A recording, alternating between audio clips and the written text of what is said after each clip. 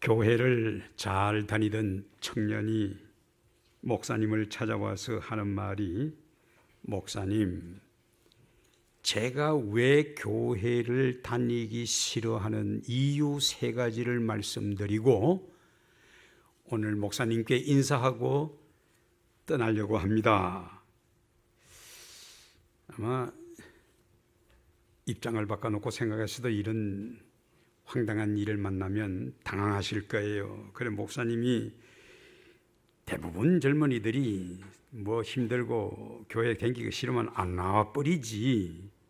그래도 목사에게까지 찾아와서 인사하는 것 보면은 뭔가 용기도 있고 희망이 있겠구나 해서 궁금도 해서 그러냐고 한번 드러나 봅시다. 말해 보시오. 그랬더니, 목사님, 솔직히 말씀드려 면전에 죄송합니다마는 목사님 설교가 영 마음에 안 듭니다. 자꾸 졸려요. 그럼 목사님 뭐라 그러겠어요? 아유, 죄송합니다. 그럼 2번째는 뭡니까? 2번째는 교인들의 생활이 너무 이중적인데 실망했습니다. 교회에서 찬양할 때는 막 천사 같은데 집에 가서 보니까 뭐 안 믿는 사람이나 뭐 똑같습니다. 교회에서는 막 장로님, 권사님, 집사님 막 존경받고 이랬는데 사는 거 보니까 뭐 성질 내는 거 보니까 뭐 안 믿는 사람하고 똑같습니다. 그래, 3번째는 뭡니까? 솔직히 말해서요, 목사님, 주말 되면은요 모두 사랑하는 사람들하고 들러산으로 취미생활을 하고 가는데 우리 예수 믿는 청년들은요 교회 학교 교사에다가 찬양대에다가 청년회 기도회 성경공부 전도 무슨 모임이 그래 많은지 주일날은 막 완전히 녹초가 됩니다. 그래서 저는 목사님께 이 3가지 이유 때문에 이제 인사드리고 교회를 마지막 떠나려고 합니다.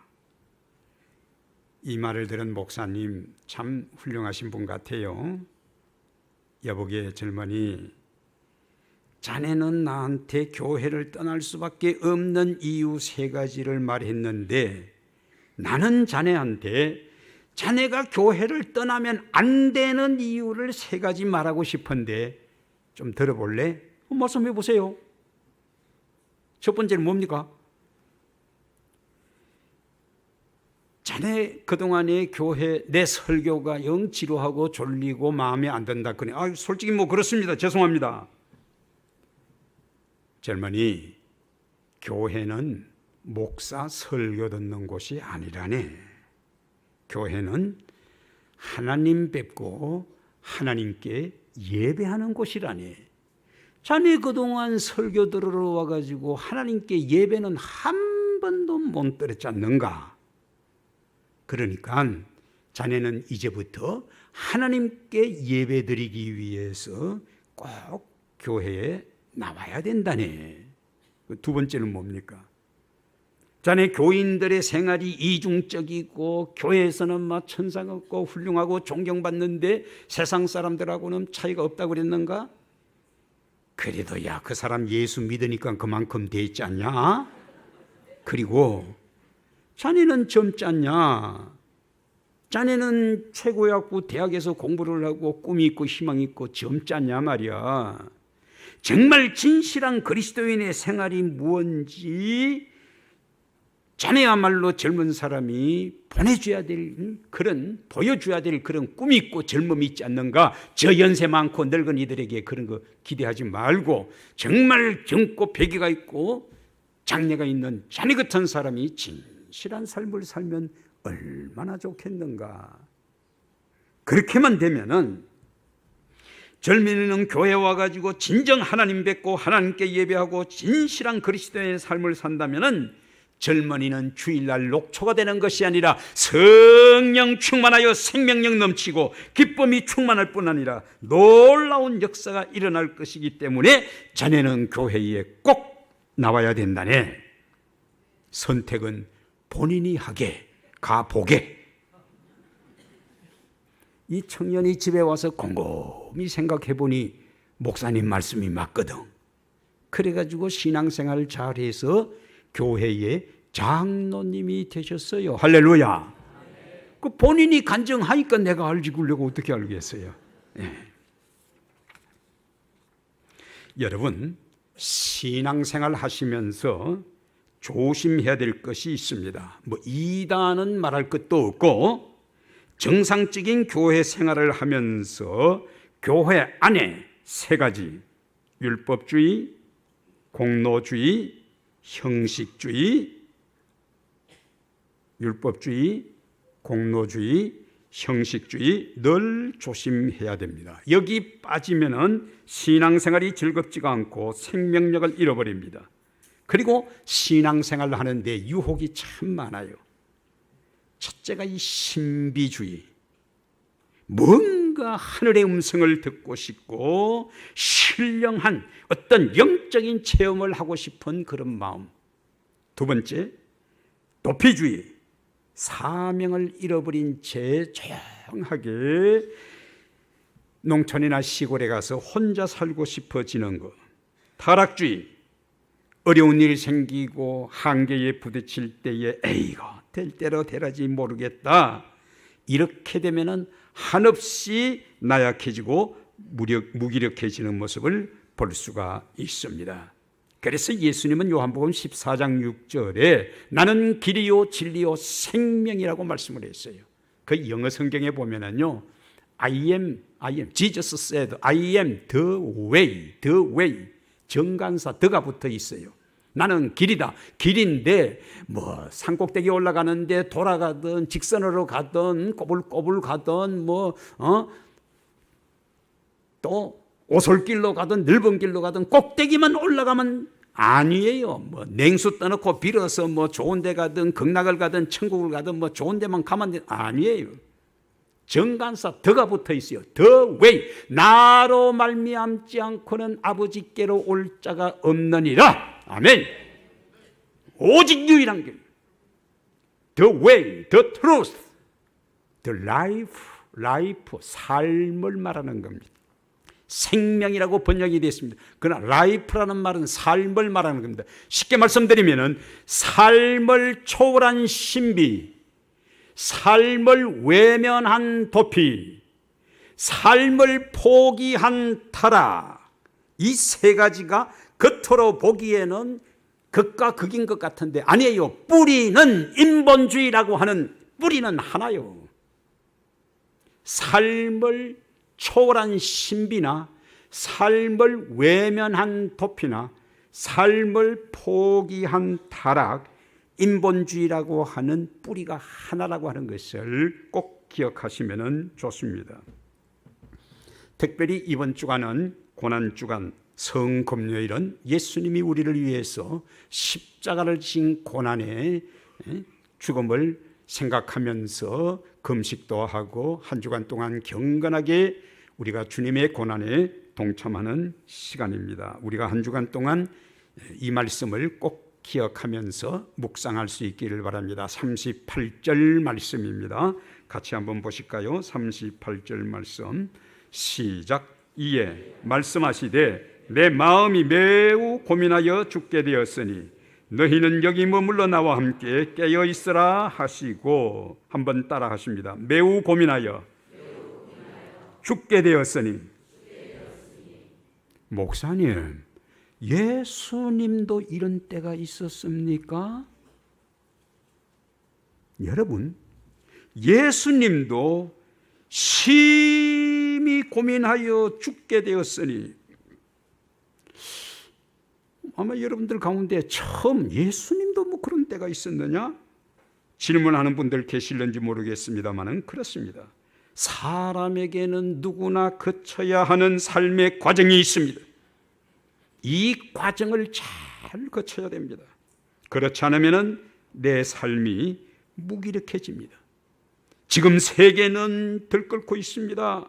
핵 문제, 자연재해, 전쟁, 질병, 식량 문제, 물 부족, 공해 등 국가적으로, 경제적으로, 정치, 문화, 교육, 군사적, 가정적인 문제, 전반에 걸쳐 어려운 형편에 있습니다.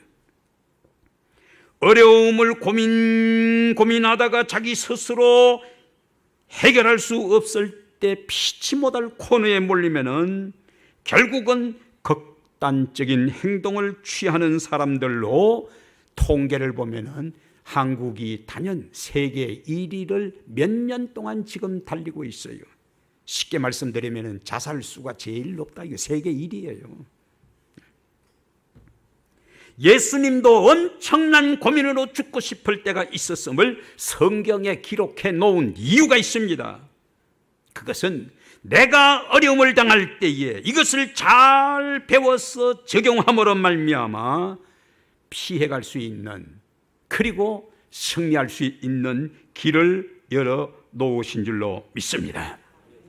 죽고만 싶을 때 일반적으로 선택하는 극단적인 행동을 따를 게 아니고 예수님의 선택, 즉 하나님께 기도하셨다고 하는 위기 극복 비결을 배워야 할 것입니다.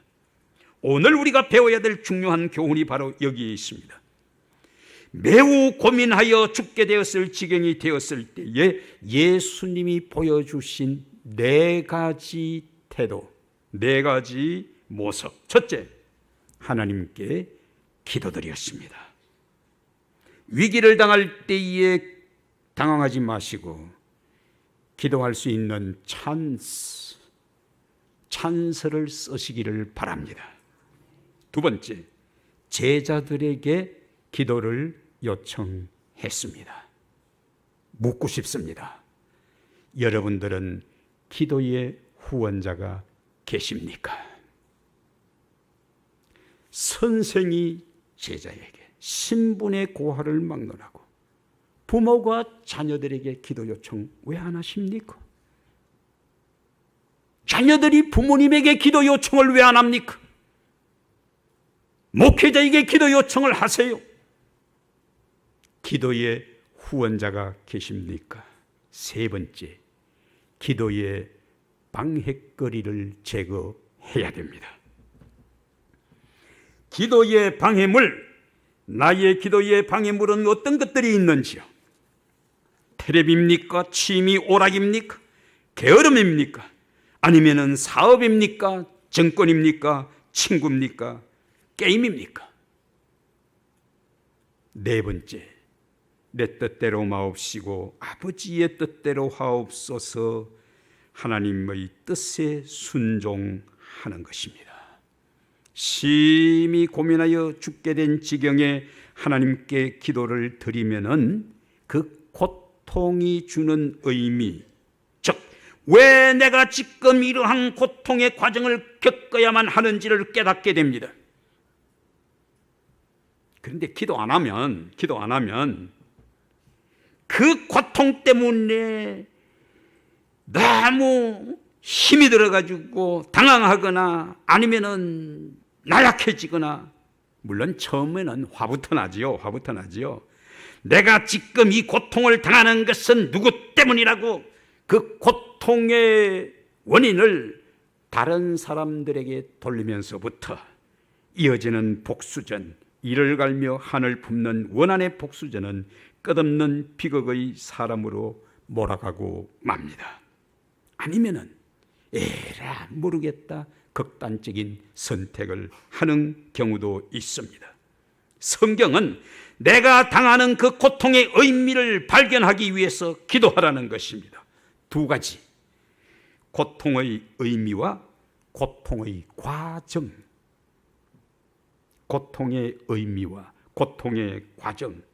고통이라고 하는 통로를 거쳐 훈련시키시는 높으신 분의 뜻을 알라는 것입니다. 그 높으신 분의 뜻을 잘 모르기 때문에 기도 좀 해라는 사인입니다. 솔직히 사람 편하면 기도 잘 안 하잖아요. 뭐 다 그런 건 아니지만은 저를 포함해서 대부분 많은 사람들이 그런 경향을 보게 됩니다. 심히 고민하여 죽게 된 지경, 죽게 됐는데 기도 안 할 수 있어요, 지가? 기도해야지요. 그래도 기도 안 하는 사람들은 두 가지, 덜 급하든지 아니면 보장이 대단하든지 보장이야 무슨 보장이겠어요만은 그러다가 불쌍하게 안타깝게 끝나는 거지요. 여러분, 고통 중에 기도하면은 주시는 5가지 확신을 얻게 됩니다. 오늘 메시지의 핵심 포인트입니다.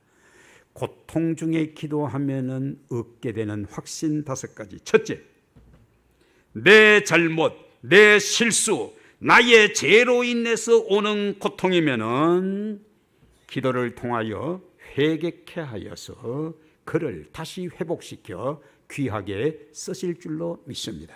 첫 번째 케이스입니다. 두 번째, 교육적인 뜻으로 테스팅하는 것, 훈련하는 것이라면 거기에는 반드시 보상이 따릅니다.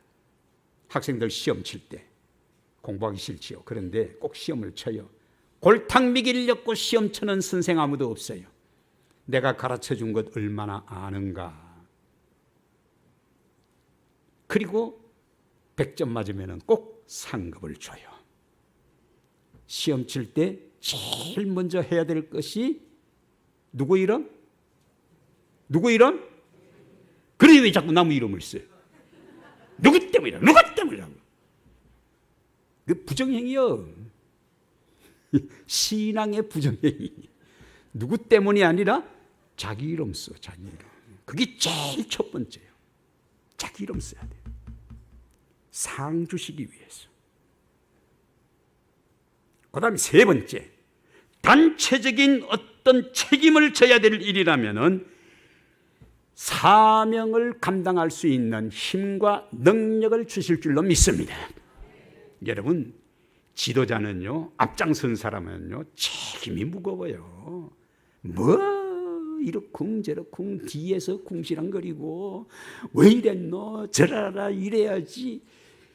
그러니까 이 책임자로서 앞장선 사람으로 고통을 당할 때는 하나님께서 그 책임을 져야 될 사명, 감당할 수 있는 능력과 힘을 주실 줄 믿고, 네 번째, 세상이 악해서 오는 핍박이면은, 여러분 지금 세계에는요, 예수 믿는다는 그 이름 하나 때문에 얼마나 많이 순교당하고, 특별히 북한은 1년에도 수백 명, 수천 명이 순교를 당하고 있다는 보고입니다.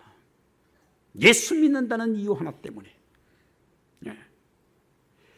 세상이 악해서 오는 핍박이면은 피할 길을 하나님께서 열어주실 것이고, 다섯 번째, 예수님처럼 자기 몸을 바쳐 희생의 제물로 생명을 구원하기 위함이라면은 부활의 영광을 주실 줄로 믿습니다. 기도 안 하면 교만해집니다. 부끄럼도 모르고 죄책감도 없고 큰 소리만 꽥꽥 지르고 자기 주장만 내세우고 안하무인입니다. 기도 없으면 서서히 자기의 삶이 망가집니다. 인격도 망가지고 가정은 파괴되고 사업도 망하고 결국은 국가도 망합니다. 그런데 문제는 기도는 드리는데 해결이 안 될 때가 문제입니다. 바로 이럴 때, 내가 하고 싶은 내 뜻과 하나님의 뜻이 같지 않을 때, 그래서 39절을 기록해 놓으셨습니다. 한번 같이 보시겠습니다. 39절 시작. 조금 나아가서 얼굴을 땅에 대시고 엎드려 기도하여 이르시되, 내 아버지여, 만일 할만하시거든 이 잔을 내게서 지나가게 하옵소서. 그러나 나의 원대로 마옵시고 아버지의 원대로 하옵소서 하시고. 그렇습니다. 내려놓음, 겸손, 순종을 배워야 됩니다. 모세는 사람을 쳐 죽이고 두려워서 도망하여 아무도 몰래 광야에 숨어서 장가도 가고 자식도 낳고 한평생 편안하게 살려고 했지만 하나님께서는 그를 불러 일 좀 시키려고 했습니다. 그랬더니 모세는 엄청 반발합니다.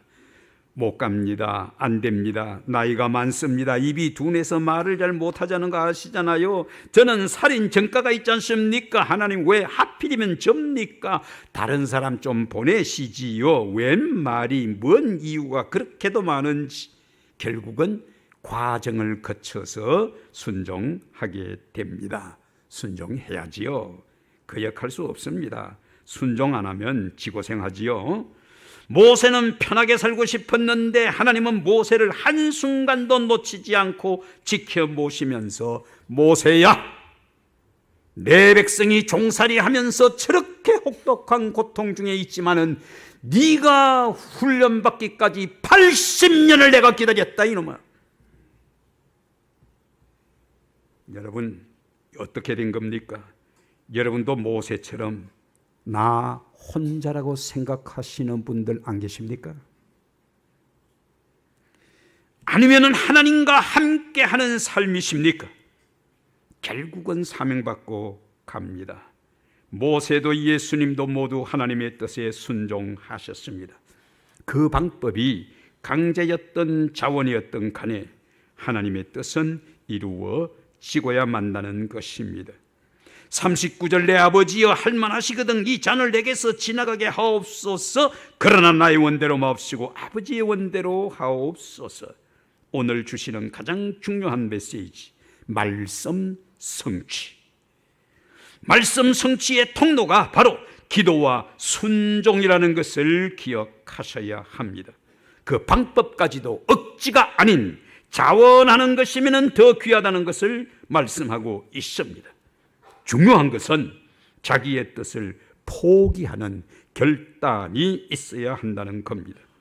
하나님의 뜻을 찾는 길도 하나님의 뜻에 순종하는 길도 오직 기도에 있음을 분명히 아시기를 바랍니다. 모세는 동족의 종살이하는 고통스러운 비참한 모습을 차라리 안 보면 낫겠다는 생각에 도피 생활로 숨어버렸습니다. 그것이 어디 숨는다고 될 일입니까? 요나 선지자는 하나님의 지시하는 땅으로 가지 않고 다시스로 도망을 갑니다. 하나님의 일이 도망친다고 도피한다고 될 일이더냐 말입니다. 지금도 그렇습니다. 실력으로 보나 집안으로 보나 인물로 보나 그의 신분으로 보나 벌써 예수를 믿어도 잘 믿어가지고 주님의 일을 했어도 많이 했어야 될 사람이 요 모양 저 모양으로 요리 핑계 저리 도망치고 숨어서 모세처럼 편하게 살려고 하는 사람들 주변 보세요. 요나처럼 반항하며 도망쳐 다니는 사람들이 얼마나 많습니까? 사명도 없이 자기 만족, 자기 도취에 빠져가지고 편안하게만 지내다가 귀한 세월 다 보낸 후에 뒤늦게 깨닫고 후회하지 마시기를 바랍니다. 꼭 죽을 지경이 돼야만 기도하겠느냐고 주님이 묻고 계시지 않습니까? 죽을 지경이 되어서도 진리의 소리를 못 들은 채 하나님의 뜻을 외면한 채 사명도 없이 편안하게만 만족하게만 생을 마치겠느냐고 주님이 묻고 계십니다. 그렇게도 어리석으냐? 그렇게도 세상이 좋더냐? 무엇에 발목 잡혀 그렇게 허송세월하고 있느냐? 사명 없이 편안하게 사는 것이 그렇게도 좋더냐? 우리 주님이 찾고 계십니다. 그래서 38절 내 마음이 매우 고민하여 죽게 되었노라고 하는 예수님의 고민을 통하여 오늘 우리의 어려움을 극복하는 길을 성경은 제시해 놓으셨던 것입니다. 죽게 될 지경이 되면 사람들은 극단적인 행동을 취하는 모습을 뉴스를 통해서 계속 듣고 있습니다. 자살하든지 아니면 도망치든지 아니면 나 혼자야 죽을 수 없지, 죽을 바에는 같이 죽자, 폭탄 테러, 동반 자살을 꾀하는 모습들도 종종 봅니다. 심청 심리학자의 말을 빌리면은 사람이 사는데 세 가지 위기가 있다고 했어요. 세 가지 위기. 첫째, 상황 위기. 둘째, 존재적인 위기. 셋째, 영적인 위기가 있다고 그랬어요. 상황 위기는 잘 아는 대로 환경에서 오는 위기, 자연재해, 어려운 가정 형편, 이웃과의 단절, 가정 불화, 친구의 배신, 사회적인 부조리 등등 우리 주변에서 일어나는 여러 가지 극한 어려운 상황들을 말하는 것입니다. 존재적인 위기, 사람은 신이 될 수 없는 제한성에서 오는 위기, 모두가 대통령 되고 싶고 왕 되고 싶지만은 왕이 될 수 없는 제한성, 꿈이 있지만은 그 꿈을 실현할 수 없는 제한성, 오래 살고 싶지만은 죽어야만 하는 제한성, 이것이 존재적인 위기라는 것입니다. 세 번째, 영적 위기. 하나님으로부터 끊어져 있는 상태, 인간을 창조하신 하나님을 배신하는 데서부터 오는 인간들의 무절제함, 무가치한 것에 대한 집착, 몰입, 욕망, 무자비한 행동들을 말하는 것입니다. 이런 문제를 마르크스주의, 즉 공산주의자들은 환경만 개선되면은 공산, 재산을 공평하게 나누어 가져서 높은 사람 낮은 사람도 없고 잘 사는 사람 못 사는 사람도 없고 똑같이 공평하게 살게 된다고, 인간은 평등해지고 평등해지면 위기는 해결된다고 주장을 합니다. 소크라테스는 네 자신을 알라, 그러면 진리에 도달한다고 했습니다. 니체는 자라투스트라라는 초인을 내세워서 힘을 가지면 위기가 해결된다고 했습니다. 그런데 보세요, 니체는 여러분 잘 아시는 대로 염세주의자 아닙니까? 염세주의자가 한 말, 힘의 원리, 이 니체의 말에 열광하고 있습니다. 세계가, 온 세계가. 그래서 막강한 힘을 얻기 위해서 스텔라, 핵폭탄, 힘의 원리를 정오해서 온 세계가 지금 이 염세주의자 니체의 말에 열광적으로 몰입되어 있다고 하는 사실, 놀라지 않을 수가 없습니다. 오늘 우리는 예수님의 말씀에 귀를 기울여야 될 줄로 압니다. 예수님은 지금 내 마음이 심히 고민하여 죽게 되었나라고 말씀하십니다. 예수님은 나면서부터 마국간에 가난하게 태어나셨습니다. 태어나자마자 헤롯 왕이 죽이려고 하여 지명수배를 받았습니다. 어릴 때 아버지 요셉의 죽음으로 말미암아 가족의 슬픔을 맛보았습니다. 끈질긴 바리새인들, 서기관들의 추적과 반대로 요 주의 인물로 따돌림을 당했습니다. 제자의 배신 등 얼마나 많은 환경의 위기를 만났습니까? 그래서 예수님은 공중에 여우도 굴이 있고 공중에 새도 거처가 있어도 인자는 머리 둘 곳이 없다고 하신 예수님의 일생은 위기와 고독의 연속이셨습니다. 그 무엇보다도 사람으로부터가 아닌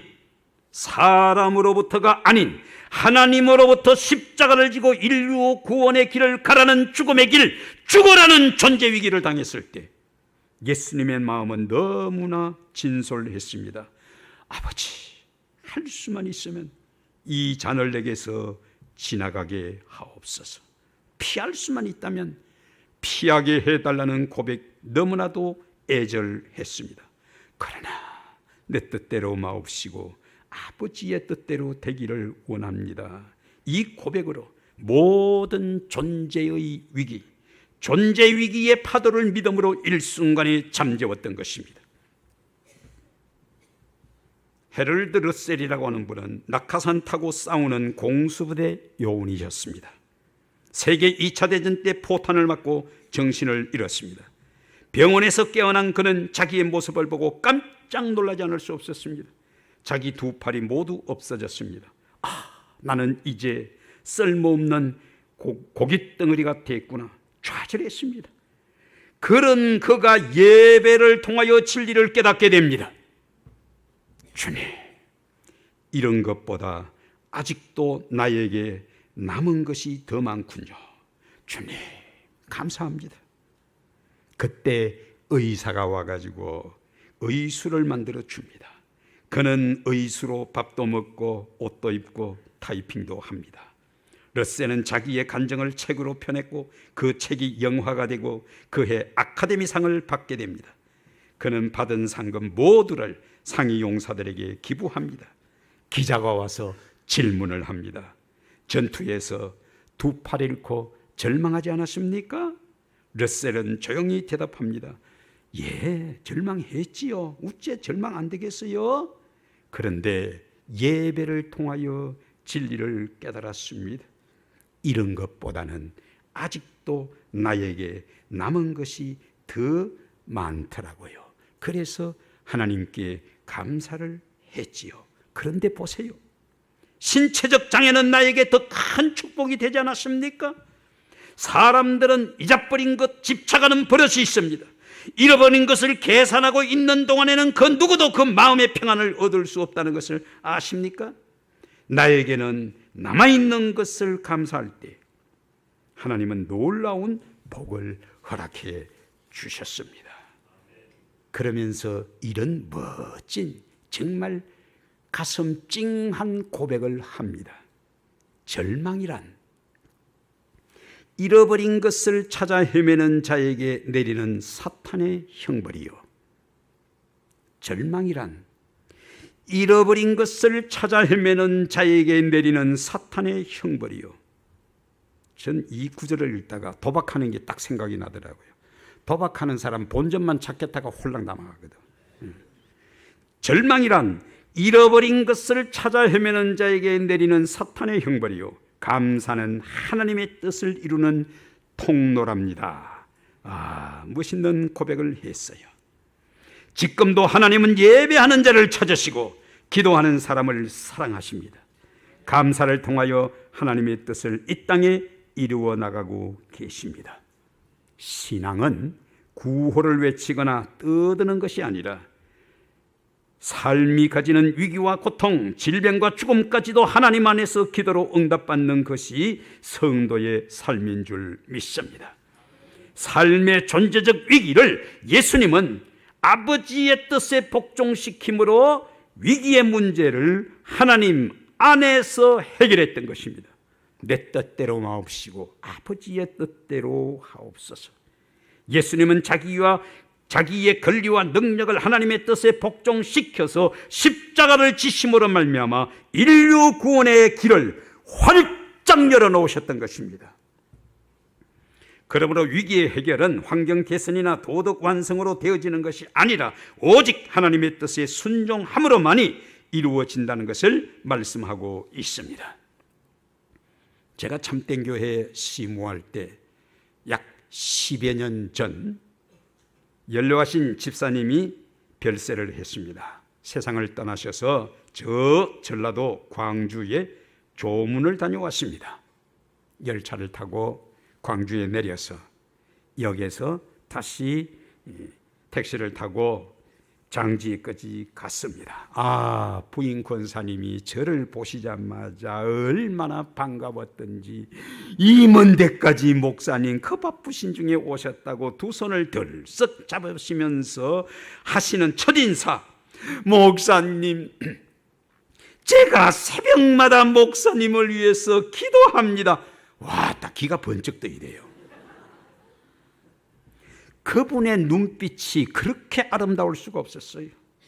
전라도 광주에서 저를 위해 기도해 주시는 어른이 계시다니, 와, 얼마나 가슴이 뭉클했던지 정말 시원한 얼음냉수 같았습니다.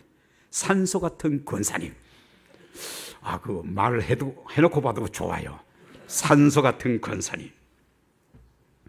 부족한 종을 위해서 기도해 주시는 분들에게 이 시간을 빌어서 진심으로 감사를 드립니다. 제가 부족해서, 전적으로 제가 부족해서 여러분들이 빌어주시는 그 복을 다 못 받는다고 하더라도 그 복은 반드시 여러분들에게 되돌아간다고 성경이 약속해 주신 줄로 믿습니다. 이것이 바로 기도의 능력이요, 기도의 역학이요, 축복의 은총인 줄로 믿습니다. 조문을 마치고 다시 열차를 타고 돌아오는 길에 심심하잖아요. 그래서 신문을 한 장 샀어요. 신문 종교란에서 이런 내용의 글을 읽었습니다. 어느 신문인지는 말씀 안 드릴래요. 또 신문 광고한다 그럴까 봐. 그 내용이 이래요. 10계명 중 제1계명에 너는 나 외에 다른 신들을 네게 두지 말라. 신앙인이면 누구나 다 알고 있지요.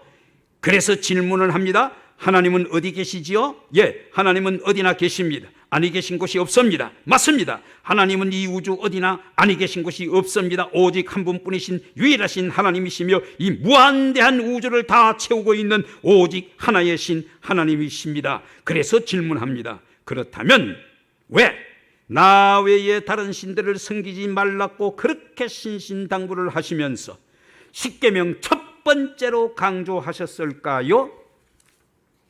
거기에 답이 이렇게 적혀 있어요. 온 우주를 다 채우고 흐르는 하나님도 내 안에 흐르지 못하기 때문이라는 것입니다. 왜냐고요?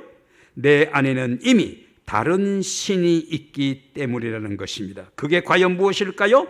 사람들은 나를 믿고 나를 섬긴다는 것입니다. 기도할 때에도 무릎 꿇고 눈물을 흘릴 때에도 주님의 이름으로 나를 섬긴다는 것입니다. 하나님을 부르며 주시옵소서 아멘 아멘 기도의 대부분이 나의 성공 나의 소원을 들어 응답해 달라는 것이지요. 결국 내가 하나님을 위해 사는 것이 아니라 하나님이 나를 위해 사는 모양새라는 지적이었습니다. 온 우주에 아니 계신 곳이 없으신 하나님이 오로지 내 안에서만 하나님의 음성이 막히고 하나님의 뜻이 막혀서 장애를 받고 있다는 것입니다. 그것이 바로 나라고 하는 신이 내 안에 있기 때문이라는 것입니다.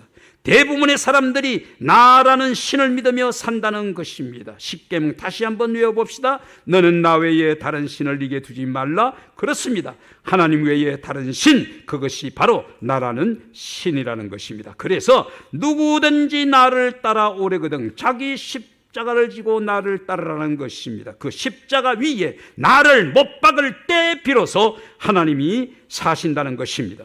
그 순간 사도 바울의 고백이 나의 고백이 된다는 것입니다. 이제는 내가 사는 것이 아니요 오직 내 안에 예수 그리스도께서 사신 것이라. 할렐루야. 나는 지금 누구를 믿고 누구를 섬기고 있는가? 하나님을 부르며 예수님의 이름으로 내가 나를 섬기고 있지는 않는가? 항상 살펴보아야 할 것입니다라는 글이었습니다. 2009년 7월 16일 목요일자 35페이지 신문 글이었습니다. 위기를 통하여 기도하라는 주님의 음성을 들으셨습니다. 하나님은 지금도 기도하는 사람을 사랑하십니다. 기도를 통하여 응답하십니다. 기도를 통하여 말씀을 성취하십니다.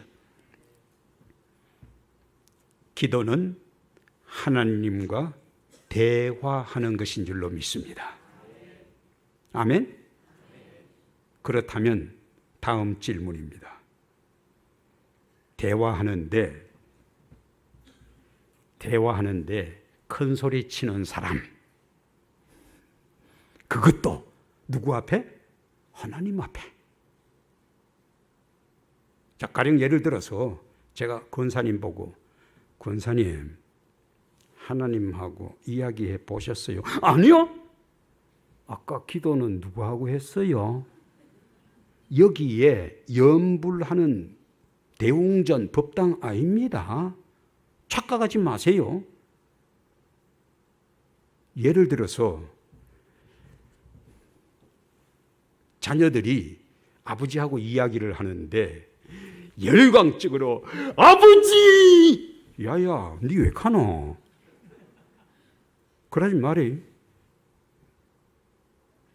막 그냥 열광적으로 주여! 막 신령한 줄 알아. 대화하는데 큰 소리 치는 놈 치놓고 제대로 된 자식 없어. 아버지, 예수님 보세요. 그거는 이방신, 바알신들을 섬기는 자들의 기도라는 거 배웠잖아요. 물론 예레미야 33장 3절 너는 내게 부르짖어라 내가 네게 응답하겠고 주여 삼창을 하고 외치는 거 알아요. 우리 아버지 기아 안 잡쌌거든. 보세요. 애들이 반항기 사춘기 거칠 때에 엄마 미워, 엄마 왜 그래, 아버지시하고 막 대드는 거 알아요. 이해 다 하고 용서 다 해요. 예. 그러나 이거 한 가지는 분명 알아야 돼요. 대화를 하는데 큰 소리 치지 마세요. 성경에서 제대로 좀 배우세요. 아버지, 주님, 아니 예수님. 예수의 이름 건세여 엎디세 천사들, 예수의 이름 건세여 엎디세 천사들. 여러분, 예수의 이름 건세에 천사들이 엎드려 경배하는 줄로 믿습니다. 하나님 아버지 앞에 자녀들이 아버지 금식하며 무릎 꿇고 아버지 주님, 그 진심으로 그 마음을 토할 때 우리 주님이 기뻐하시고 아버지와 자녀가 기도하는 그 모습을 천사도 허무한다고 했어요. 여러분, 하나님과 깊은 영적 교제를 통하여 하나님의 뜻을 발견하시고 그 뜻을 이루시기를 바랍니다. 내 뜻대로 마옵시고 아버지의 뜻대로 되기를 원하나이다라고 하는 주님의 고백이 오늘 저와 이 자리에 계시는 우리 모두의 고백이 되어지기를 바랍니다. 기도드립니다. 사람으로부터가 아닌 하나님으로부터 십자가를 지고 죽으라는 그 명령 앞에 모든 것 다 내려놓고 순종함으로 말미암아 부활의 문을 활짝 열어놓으셔서 승리하신 우리 구주 예수님의 그 크신 은혜와 하나님 독생자까지 아끼지 아니하시고 우리를 사랑해 주신 하나님 아버지의 만극하신 사랑하심과 성령님의 교통하심이 고난을 당할 때에 어떻게 처신할 것을 말씀을 통하여 배우고 기도로 응답받고 순종함으로 하나님의 역사를 이루기를 원하는 예배하고 돌아가는 하나님의 자녀들과 교회 위에와 이 나라 위에 그리고 기도하고 앞으로 세워질 교회 위에 지금부터 항상 함께 하시기를 축원하옵나이다. 아멘.